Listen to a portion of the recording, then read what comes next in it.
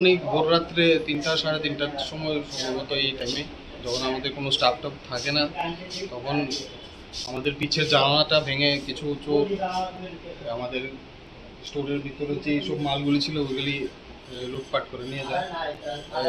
বিগত কিছুদিন আগেও এই ধরনের দুর্ঘটনা হয়েছে আমাদের সাথে, এবারও সেম টাইপের একটা ঘটনা ঘটলো। এখন আমরা অ্যাসেসমেন্ট করছি কী কী জিনিস হারানো গেছে, কী কী জিনিস বাকি আছে। এই কিছুক্ষণ পরে এটা জানা যাবে। আমরা আরও ভালো করে তদন্ত করে দেখছি। আমাদের যে মেইন স্টোরটা ওটাও খোলা হয়েছে, কিন্তু ওটার থেকে আপাতত এখনও কোনো মাল সরানো হয়নি ধারণা করা হচ্ছে, কারণ মালগুলি আনইনট্যাক্ট আছে। বাট ছোটো মালগুলি এইগুলি অনেক সরানো হয়েছে এখান থেকে, যা দেখা যাচ্ছে এখানে একদম খালি। এখনও আমরা অ্যাসেসমেন্ট করছি, আপাতত ধরা হচ্ছে যে 30 থেকে 40 হাজার টাকার মতো মাল সরানো হয়েছে এখান থেকে।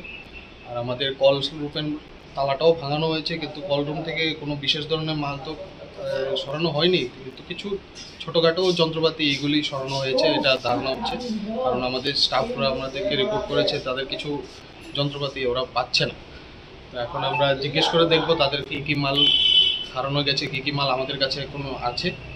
আশা করি আমরা একটা ভালো একটা এস্টিমেট করতে পারবো কী কী ধরনের ড্যামেজ হয়েছে।